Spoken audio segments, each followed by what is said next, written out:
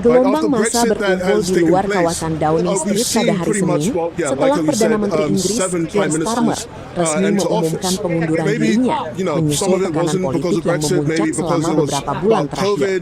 Keputusan ini membuat Inggris kembali menghadapi pergantian kepemimpinan, di mana Perdana Menteri berikutnya akan menjadi penghuni ketujuh Downing Street sejak tahun 2016. Kejatuhan Starmer dipicu oleh serangkaian persoalan domestik dan internasional, mulai dari kekalahan dalam pemilu lokal, merosotnya elektabilitas, pembatalan bantuan bahan bakar musim dingin bagi pensiunan, hingga skandal pemecatan Peter Mandelson sebagai duta besar Inggris untuk AS. Di bidang luar negeri, kebijakan Starmer terkait dukungan dana militer ke Israel dan Ukraina menuai kritik tajam dari publik, yang menilai anggaran tersebut lebih baik dialokasikan untuk layanan kesehatan, NHS, dan perumahan di dalam negeri. Hubungan Starmer dengan AS juga merenggang selama krisis Iran, setelah ia membatasi penggunaan pangkalan militer Inggris. Menariknya, kabar pengunduran diri ini sempat didahului oleh unggahan Presiden AS Donald Trump di media sosial Truth Social beberapa jam sebelum pengumuman resmi dirilis, yang mengkritik kegagalan Starmer dalam isu imigrasi dan energi. Starmer akhirnya mundur setelah pemilu selam Makerfield dimenangkan oleh mantan wali kota Greater Manchester, Andy Burnham, yang kini kembali ke parlemen dan dijagokan kuat sebagai calon penggantinya. Burnham telah mengonfirmasi pencalonannya sebagai pemimpin Partai Buruh, Labour Party, berikutnya dan mendapatkan dukungan penuh dari mantan Menteri Kesehatan Wes Streeting. Proses nominasi internal partai optimal, like media-wise, right? So that could be like a normal transition of power, like how it happened with Tony Blair and Gordon Brown. But Trump probably took advantage, like in a normal Trump fashion, you know, he'd come up and he would just do that quick, how should I say, true social post.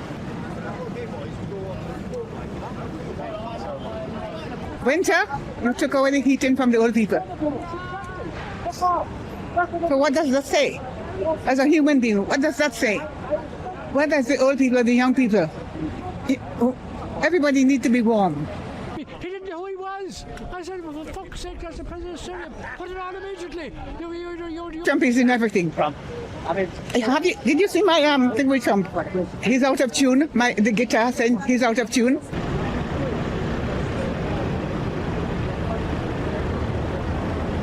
Well, it's ungovernable because the electoral system is defective.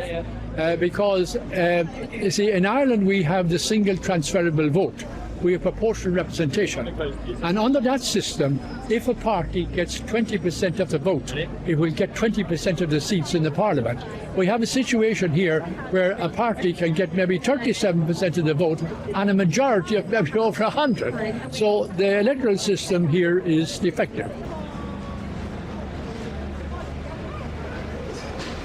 The final straw for Thatcher was her own party got rid of her. So that's the final straw for Starmer as well. It's his own party that's got rid of him. They're trying to pretend that it's immigration and North Sea oil.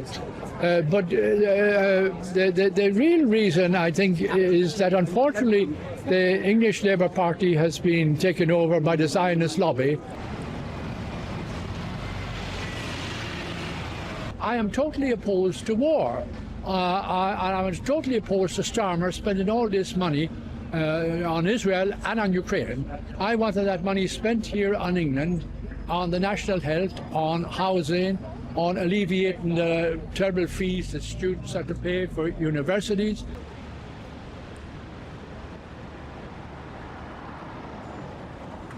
Well, I think that I don't know if he did tell the American president, but I mean Trump is just a speculator, and because of all the lies that he's told, I don't think he can believe. Perhaps he was like someone betting on a horse in a race. He got the winner.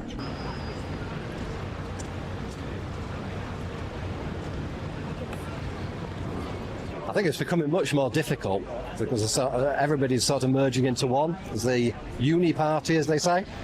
As I say, I, as a voter in this country, would find it very difficult to choose who I was going to vote for nowadays, to be quite honest.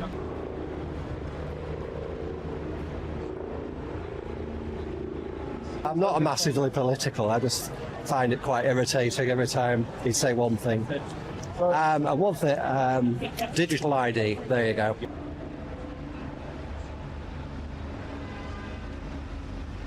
The Farage, I'm not a big fan of Farage either, to be quite honest.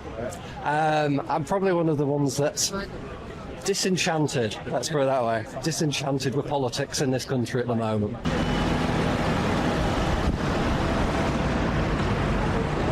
Trump knows everything before everybody, doesn't he? He's the man in know, but not particularly, no. I think it was coming.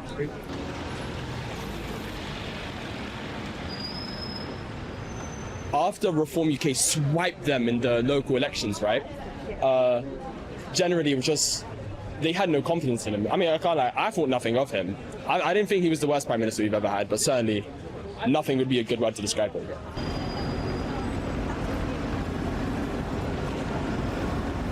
I think it's embarrassing because you can't change a country. You can't make new policies in like these short election cycles we have. And with cycling prime ministers, when we run through them like water, right?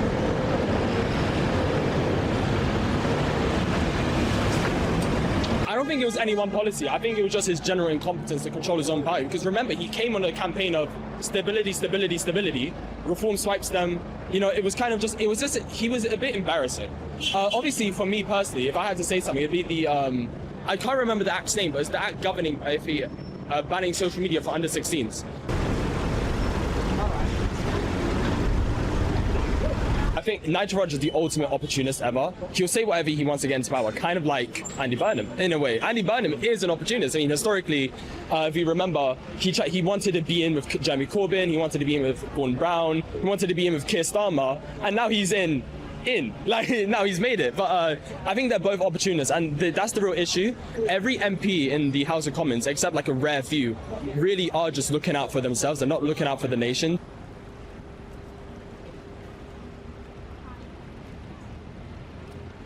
As a president, obviously he had a warning beforehand because it's international diplomacy. They need to know what's happening. The US needs to know what's happening before the general people. But for Trump to go and choose socially, he's gonna leave. He was the most ineffective prime minister we've ever seen in our lives. What is he doing? Jelajahi cara baru mendapatkan informasi. Download MetroTV Extend sekarang.